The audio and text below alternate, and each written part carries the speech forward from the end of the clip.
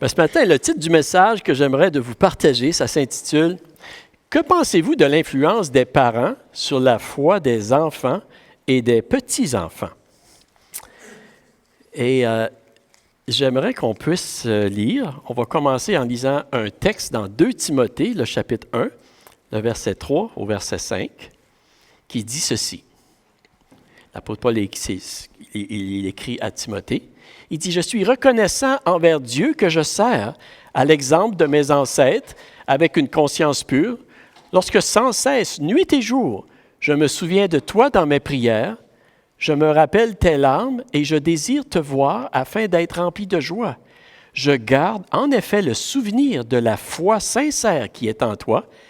Elle a d'abord habité ta grand-mère Loïs et ta mère Eunice. Et je suis persuadé qu'elle habite aussi en toi. » Et j'aimerais qu'on puisse lire aussi dans le chapitre 3, le verset 14 et 15, qui dit ceci. Ça dit « Quant à toi, tiens ferme dans ce que tu as appris et reconnu comme certain, sachant de qui tu l'as appris. Depuis ton enfance, tu connais les saintes Écritures qui peuvent te rendre sage en vue du salut par la foi en Jésus-Christ. » Et je prie, Seigneur, que tu puisses parler à nos cœurs, Seigneur, à travers ta parole ce matin, afin, Seigneur, que ce message puisse porter du fruit en nous, et pas seulement en nous, mais aussi, Seigneur, dans nos enfants, dans nos petits-enfants, Seigneur. Merci, Seigneur. Aide-moi à le partager comme tu voudrais que je le partage, pour ta gloire, pour ton honneur et pour l'avancement de ton royaume. Je te demande ces choses au nom de Jésus. Amen. Amen. Aujourd'hui, nous célébrons la fête des mères. Et j'aimerais vous parler sur l'importance de l'influence de la famille pour transmettre les valeurs de notre foi en Jésus à nos enfants et nos petits-enfants. Et je suis persuadé que parmi les personnes qui vous sont très chères, vos enfants et vos petits-enfants se situent très haut sur la liste. N'est-ce pas? Nous désirons le bien de ceux que nous aimons. Nous désirons leur bien-être et on veut les voir profiter de la vie, plus que toute autre chose. On désire les protéger de toute forme de malheur et de mal. Et ça, c'est l'instinct maternel et paternel, en fait, que Dieu a placé en nous. Et parfois, vous savez, nous pouvons même trop les protéger, au point de leur nuire en enlevant des conséquences de leur action qui les aideraient à faire des meilleurs choix dans l'avenir. Mais la grande majorité des parents et des grands-parents aiment beaucoup leur famille et ils recherchent à leur donner ce qu'il y a de meilleur pour eux. Mais quelle est la meilleure chose que nous pouvons leur donner? Quelle est la meilleure chose, le meilleur héritage que nous pouvons leur transmettre, leur laisser, une fois que nous sommes plus là? Est-ce que c'est une grande somme d'argent, une grande maison ou une grande terre, une entreprise, une belle auto ou des bijoux en or? Est-ce que c'est ça le meilleur? Ou, vous savez, ces choses ne sont pas mauvaises en soi, mais est-ce que c'est la meilleure chose que nous pouvons leur laisser? Est-ce que c'est de leur laisser de bons souvenirs, d'avoir passé des bons moments avec eux dans le temps que nous avons pu vivre sur la terre, vous savez? Les célébrations des fêtes, des graduations, des victoires sportives, des moments spéciaux et précieux dans leur vie. Est-ce que c'est ça, des aventures? Des aventures de camping, bien sûr. Vous savez, ces moments sont très précieux, mais je dirais même extrêmement précieux, vous savez. Et c'est plus précieux que les choses matérielles.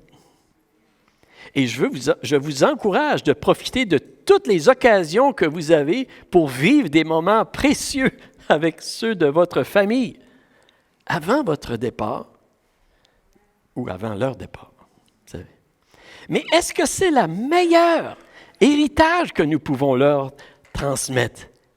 est-ce que c'est le meilleur? Vous savez? Que pensez-vous de leur transmettre quelque chose qui ne rouille pas? Quelque chose qui n'a pas de fin et qui pourront toujours partager avec vous et avec ceux qu'ils aiment. Que pensez-vous de leur laisser un trésor qu'ils pourront garder et ne jamais perdre? Wow! Commence à être intéressant, là. Hein? Que pensez-vous de leur donner un moyen par lequel ils pourront vivre avec leurs enfants et leur famille dans un monde où il n'y aura plus de mort, plus de souffrance, plus de maladie, plus d'injustice? Wow! C'est presque trop beau pour être vrai. Mais en fait, vous savez, c'est ce que la Bible nous dit. Et même, oui, c'est vrai, et c'est encore plus beau que nous pouvons l'imaginer. Si vous aviez le choix d'offrir à vos enfants ou vos petits-enfants un de ces trois héritages-là, entre les choses, les souvenirs ou une vie éternelle dans la gloire, lequel pensez-vous qui serait le meilleur choix?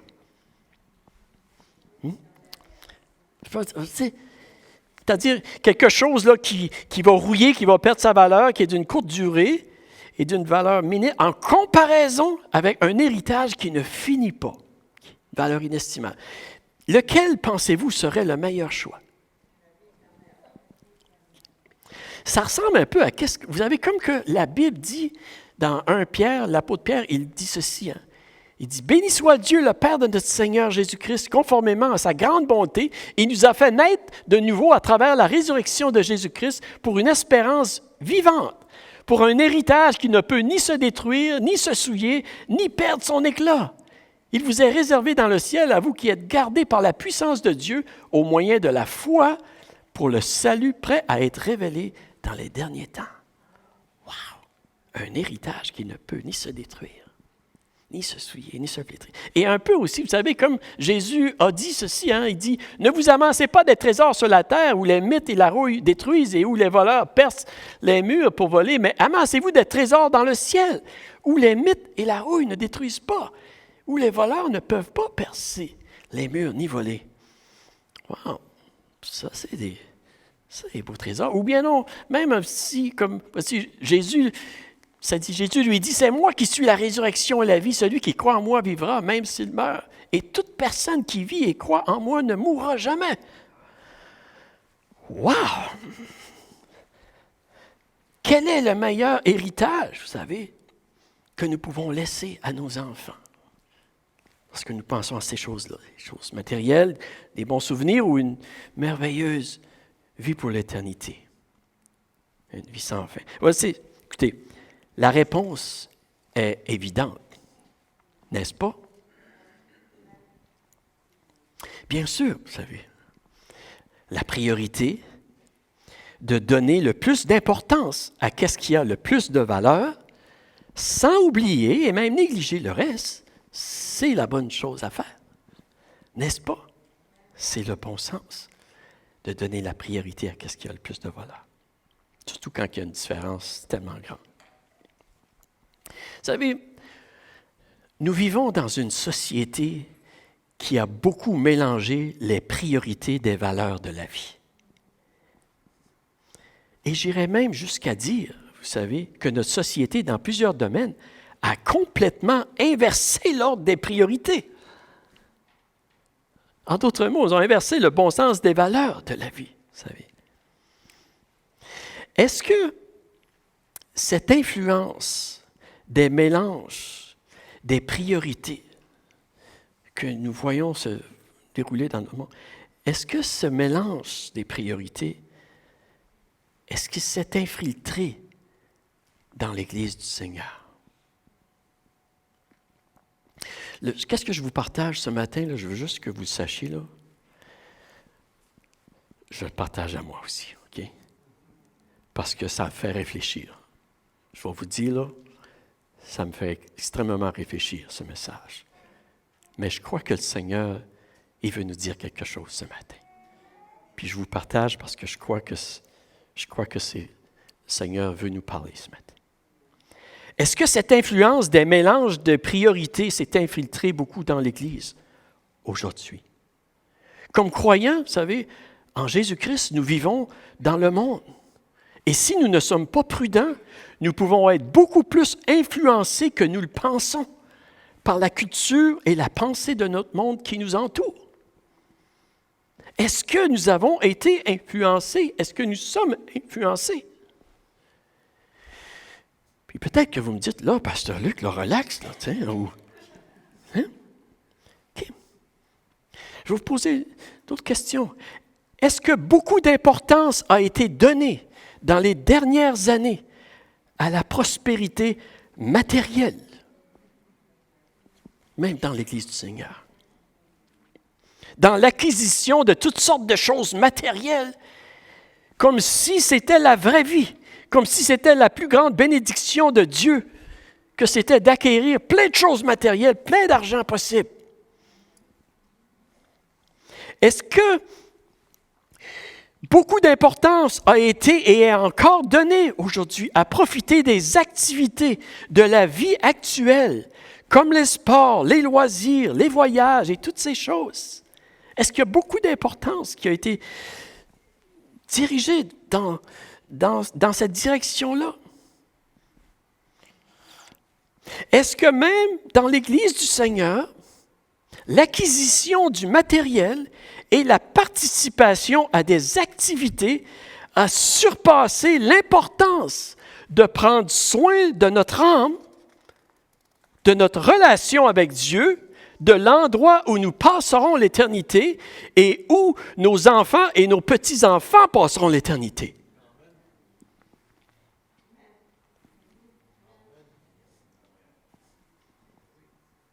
Je sais que ça nous fait réfléchir. Est-ce que parfois nous ressemblons pas un peu à cet homme riche insensé, comme Jésus le décrit dans Luc, le chapitre 12, au verset 15 à 21? Jésus a dit ceci, il dit, « Puis il leur dit, gardez-vous avec soin de toute soif de posséder, car la vie d'un homme ne dépend pas de ses biens, même s'il est dans l'abondance. » Il leur dit cette parabole. Les terres d'un homme riche avaient beaucoup rapporté. Il raisonnait en lui-même, disant, « Que vais-je faire? En effet, je n'ai pas de place pour rentrer ma récolte. Voici ce que je vais faire, se dit-il. J'abattrai mes greniers, j'en construirai de plus grands, j'y amasserai toute ma récolte et tous mes biens, et je dirai à mon âme, « Mon âme, tu as beaucoup de biens en réserve pour de nombreuses années. Repose-toi, mange, bois et réjouis-toi. » Mais Dieu lui dit, « Homme dépourvu de sens, cette nuit même, ton âme te sera redemandée. Et ce que tu as préparé, pour qui cela sera-t-il? » Voilà quelle est la situation de celui qui amasse des trésors pour lui-même et qui n'est pas riche pour Dieu. Est-ce que parfois nous ressemblons un peu? Vous savez, je n'ai rien contre les choses matérielles. J'aime bien les choses matérielles. Vous savez, j'aime bien les tantroulottes aussi. OK. Vous le savez, je vous le dis pareil. Hein? J'ai rien contre les choses matérielles, puis Dieu non plus. C'est Dieu qui a créé ces choses pour que nous en jouissions, que nous en profitions. Yeah. Et je n'ai rien contre les sports. Pas vrai, hein? Go Titango, hein, Pierre? Yeah. J'ai rien contre les sports, les loisirs, les fêtes, les vacances. Non, et Dieu non plus. Et la Bible nous dit de profiter de la vie que Dieu nous donne en le remerciant de ses bonnes choses. Et rien n'est à rejeter pourvu qu'on le prenne avec action de grâce. C'est ça que la Bible nous dit. Et je vous encourage de profiter de la vie au maximum. C'est ce que Dieu désire pour nous. Puis c'est agréable à Dieu lorsqu'on se réjouit en lui. Et que nous recevons ces dons puis ces moments précieux qu'on peut avoir avec les gens autour de nous, qu'on les reçoit avec action de grâce. Absolument. Mais le point central que je veux vous partagez ce matin, vous savez, et je crois que c'est le message que Dieu voudrait nous dire ce matin, c'est ceci. C'est nous parler de l'héritage le plus précieux qu'on peut laisser à nos enfants et nos petits-enfants. Et je l'ai écrit de cette façon-là. C'est, n'oublions pas que l'héritage le plus précieux que nous pouvons léguer à nos enfants, à nos petits-enfants, c'est la connaissance de l'amour que Dieu leur a manifesté en Jésus-Christ pour le pardon de leurs péchés, afin qu'ils puissent vivre éternellement dans la gloire de Dieu avec tous ceux qui l'aiment.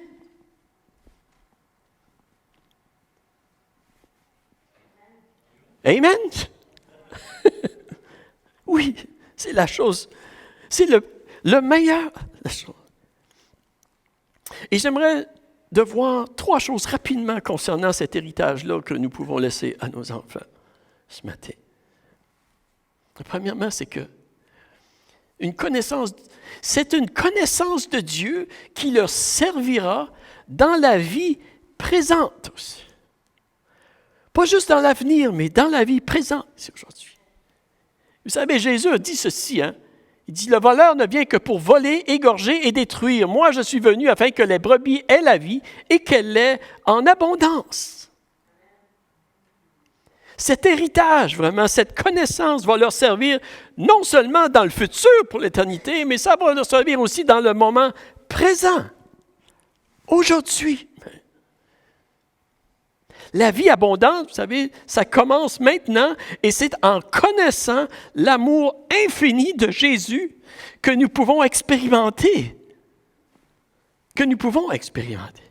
Jésus nous promet de vivre, vous savez, avec une espérance vivante et éternelle. Il nous offre une joie complète, même dans la tristesse. Avec l'espérance qu'il nous donne, il nous offre aussi une paix qui surpasse toute intelligence, même dans les épreuves les plus difficiles que nous pouvons traverser. Jésus nous permet aussi de vivre notre vie avec une sagesse qui nous permet de profiter de la vie et aussi de se protéger d'une multitude de malheurs. Et n'est-ce pas ce que nous désirons, ce que nous recherchons pour nos enfants, pour nos petits-enfants? Jésus nous permet, vous savez, de vivre maintenant avec une consolation, même devant la mort, à cause de l'espérance qu'il nous offre. J'écoutais justement cette semaine le témoignage d'une dame qui avait perdu son enfant à la naissance, vous savez. Et elle disait comment ça avait été tellement difficile, très difficile. Et elle aussi, elle avait pleuré. Puis, tout ce qu'elle pouvait pleurer. T'sais. Et elle partageait comment est-ce que le Seigneur l'avait soutenue dans ce moment-là. T'sais. En lui donnant l'espérance, oui, qu'un jour, elle va reprendre sa petite fille dans ses bras aussi. T'sais. Oui. Jésus nous permet de vivre présentement en sachant que nous sommes aimés par notre Père céleste, même si nous sommes souvent rejetés dans ce monde. Jésus nous permet de vivre en sachant que notre existence a un but, une raison d'être, a une destinée merveilleuse, même si notre monde semble aller à la dérive et s'autodétruire. Êtes-vous avec moi? Jésus nous promet un avenir glorieux. Et vous savez, oui, nous parlons d'un héritage éternel qui n'a pas de fin, vous savez. Mais c'est aussi un héritage qui nous donne la force de vivre aujourd'hui, que nous avons besoin de Jésus aujourd'hui pour connaître la vie abondante, pour avoir la force, vous savez. Et c'est ce que nous désirons pour nos enfants et nos petits-enfants aussi. Et ce trésor merveilleux, vous savez, que nous avons par la grâce de Dieu connu, le Seigneur nous appelle à le partager. Et on veut le partager. Ce n'est pas pour vous, mais moi, je veux le partager.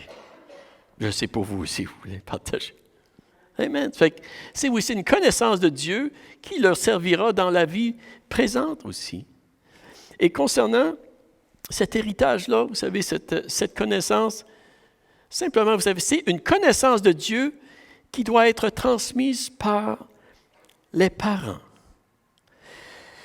Dieu a confié aux parents la responsabilité première de transmettre à leur enfant la connaissance de Dieu et de Jésus-Christ. On le voit dans la parole de Dieu. Parce que les parents sont encore les personnes qui ont le plus d'influence sur leurs enfants. Même en 2022. C'est pas facile. Hein? Dans Deutéronome, le chapitre 6, je veux lire quelques versets, verset 4 ou verset 7. Dieu il dit ceci à son peuple, il dit, « Écoute Israël, l'Éternel, notre Dieu, est le seul Éternel. Tu aimeras l'Éternel, ton Dieu, de tout ton cœur, de toute ton âme et de toute ta force. Et ces commandements que je te donne aujourd'hui seront dans ton cœur. Tu les inculqueras à tes enfants et tu en parleras quand tu seras dans ta maison, quand tu iras en voyage, quand tu te coucheras et quand tu te lèveras. » Puis je rajouterais quand tu fais des déménagements, Jude. Oui, vous savez, dans ce passage ici, dans Deutéronome, chapitre 6, un peu plus haut, ça dit, dans le verset 3, je ne l'ai pas là, mais il dit « Afin que tu sois heureux. S'il y a quelqu'un qui désire le bonheur de nos enfants, c'est bien Dieu. » Vous savez, ne l'oublions jamais. Puis recherchons à le partager à nos enfants aussi. C'est par amour que le Seigneur veut que vous le serviez, que vous le connaissiez. Et vous savez, c'est aux parents que Dieu a confié la responsabilité première d'inculquer, de transmettre, de répéter, d'enseigner à leurs enfants la parole de Dieu. C'est très clair dans la Bible. Et vous savez, l'Église est là pour supporter le travail des parents et pour équiper les parents. Amen. Mais l'Église ne peut pas remplacer le travail des parents. Non. Et je voudrais m'adresser premièrement aux parents. Ce matin, je veux m'adresser aux parents qui ont encore des jeunes enfants à la maison. Et tout à l'heure, je vais parler aux grands-parents. Mais les parents que vous avez des enfants à la maison, premièrement, je vous dirais, là, en bonne occasion, enjoyez-les parce que ça ne dure pas longtemps. J'aimerais tellement ça, ouais, que Ruth elle monte encore sur la tête, là, puis qu'elle me morde l'oreille, là, comme qu'elle faisait, là, puis que des fois, je leur lisais des histoires de la Bible, là, puis je les avais toutes les quatre, là, un peu partout, là, c'est des moments extraordinaires, je vous le dis. Mais je veux simplement vous dire, parents, vous avez une opportunité qui ne dure pas longtemps d'inculquer à vos enfants la parole de Dieu, de leur partager votre foi en Jésus, de leur transmettre la lumière qui brille en vous. Puis vraiment, le conseil que je vous donnerais, ne manquez pas, ne méprisez pas cette opportunité que vous avez parce que le temps est court. Et avec amour, vraiment, de tout votre cœur, avec passion, vous savez, comme la Bible dit, pour leur âme, pour l'éternité de vos enfants, partagez-leur le nom de Jésus-Christ. L'amour que Dieu leur a manifesté en Jésus. Et je dis ceci, vous savez, pas, non d'une manière religieuse et en leur faisant peur de Dieu. Non, mais plutôt, vous savez, parce que vous les aimez passionnément et parce que Dieu les aime encore plus et qu'il désire qu'ils soient heureux et que les enfants puissent le ressentir. Partagez-leur, je vous encourage. Partagez-leur votre foi, votre témoignage, votre amour, vos batailles, vos défis, vos faiblesses et comment Dieu vous aide aussi. Partageons. Et comme que ça dit, vous savez, ici, je vous encourage de le faire en toute occasion. En toute occasion et non seulement à l'Église. N'attendez pas de les amener à l'Église pour qu'ils entendent parler de Jésus. Qu'ils puissent entendre parler de Jésus n'importe où, n'importe quand, toute occasion, vraiment. C'est un peu ce que le Seigneur disait à son peuple, vous savez, ici. Et c'est encore pareil pour nous aujourd'hui. Et oui, le Seigneur a donné la responsabilité première, vous savez, de leur partager cette connaissance ici. Et les grands-parents, je veux vous parler aux grands-parents, il y en a pas mal, il y en a plusieurs grands-parents ici ce matin. C'est simplement vous dire que on peut partager une connaissance de Dieu qui peut être transmise par les grands-parents aussi. Et je veux simplement vous encourager, grands-parents, de ne pas négliger l'influence que vous pouvez avoir sur vos petits-enfants. Vous savez, moi, je n'ai pas rencontré mon grand-père, mes deux grands-pères souvent, mais je me souviens d'eux autres. Puis les moments que j'ai vécu avec eux autres, là, tu sais, je me souviens, puis ma grand-mère aussi. Et j'aimerais qu'on puisse lire encore une fois ce matin dans 2 Timothée 1, lorsque Paul écrit à Timothée, il dit ceci. Il dit, « Je garde en effet le souvenir de la foi sincère qui est en toi. Elle a d'abord habité ta grand-mère, Loïs, et ta mère, Eunice, et je suis persuadé qu'elle habite aussi en toi. » La grand-mère de Timothée, vous savez, a eu une influence sur Timothée. Et savez-vous, Timothée, on nous dit que c'est le premier chrétien de 2e génération qu'on retrouve dans le Nouveau Testament. Et on dit que le père de Timothée, c'était un Grec. Et nous pensons qu'il n'était pas un croyant. Dans Actes 16, verset 1, on voit ceci. Mais nous voyons que malgré les défis de l'influence grecque dans la maison, Timothée, il a eu le privilège de connaître les Écritures dès sa naissance. Ça nous dit ceci, quand Paul lui écrit, il dit « Dès ton enfance, tu connais les saintes Écritures qui peuvent te rendre sage à salut par la foi en Jésus-Christ. » La grand-mère, puis la mère, ils ont partagé les Écritures avec Timothée, vous savez. Et Timothée, ce jeune homme-là, timide et insécure, qui était à moitié juif, à moitié grec, vous savez, des fois, il ne savait plus là, qui ce qui était, vous savez. Il a découvert son identité en Jésus-Christ, un fils bien-aimé de Dieu. Dieu lui a donné la force de devenir un serviteur de Dieu qui a changé le monde, qui change sa génération. Et nous voyons dans l'exemple de Timothée la puissance de l'influence, vous savez, d'un foyer chrétien, d'une grand-mère, puis de sa mère aussi. Et je veux simplement vous encourager, vous savez, grands-parents, vous avez aussi un rôle, vous pouvez jouer un rôle. Et un conseil que je vous donnerais, exemple, ne passez pas par-dessus vos enfants. Ne usurpez pas, si vous voulez, leur autorité. Je ne pense pas que ce serait une autre chose. Mais s'ils vous donnent la permission, puis ils vous donnent l'opportunité, saisissez-la. Puis profitez-en pour partager votre foi dans le Seigneur, votre amour pour le Seigneur, votre témoignage, votre histoire, votre expérience en Jésus. Vous savez, les grands-parents peuvent jouer un grand rôle dans la vie spirituelle de nos enfants. Et j'aimerais simplement de terminer ce matin en disant ceci, vous savez, que de rechercher à influencer notre famille pour le royaume de Dieu, leur partager cet héritage, c'est un travail qui ne sera pas vain dans le Seigneur. L'apôtre Paul il a écrit ceci, il parlait de la résurrection dans 1 Corinthiens 15. Et il a dit, « Ainsi, mes frères bien-aimés, soyez fermes, inébranlables, travaillant de mieux en mieux à l'œuvre du Seigneur, sachant que votre travail ne sera pas vain dans le Seigneur. » Ce ne sera pas vain dans le Seigneur parce qu'il y a une résurrection qui s'en vient pour l'éternité. Et c'est un défi de haute taille, vous savez, de transmettre notre foi en Jésus-Christ à la prochaine génération. Voyez-vous? Wow! C'est vraiment... Ça a toujours été un défi, mais il semble que le combat, vous savez, est de plus en plus grand aujourd'hui.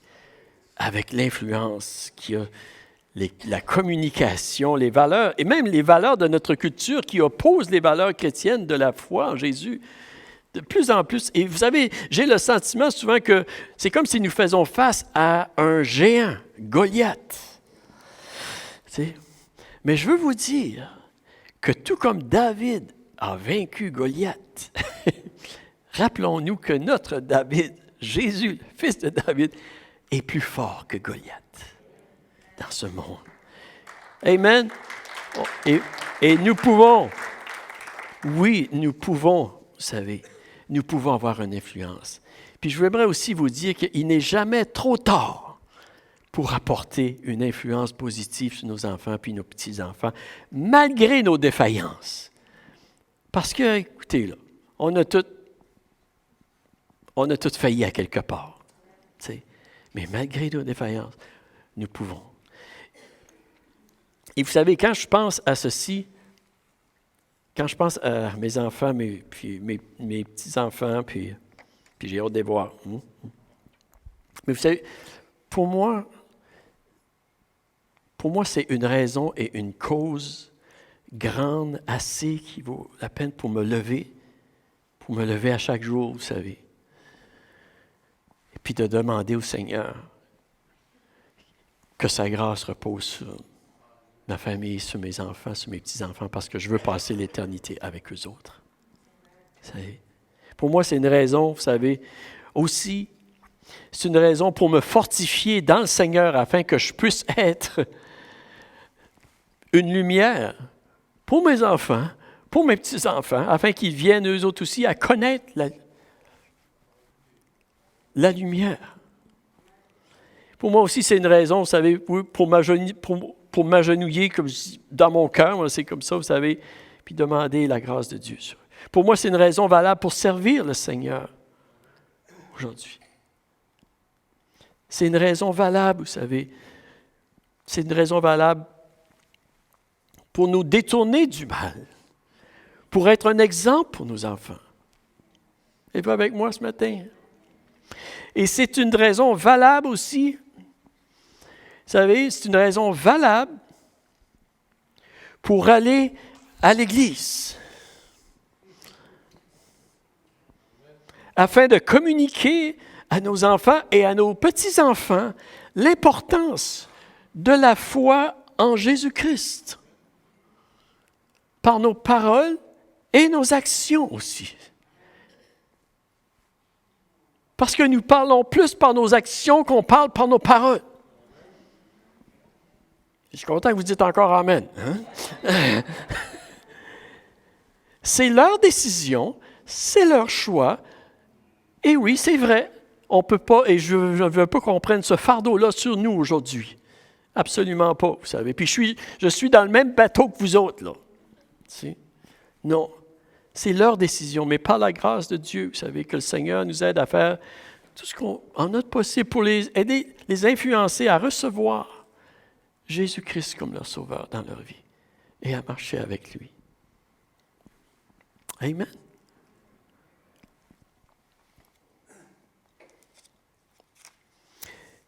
Mais ne pensons pas que nous n'avons pas d'influence sur eux autres.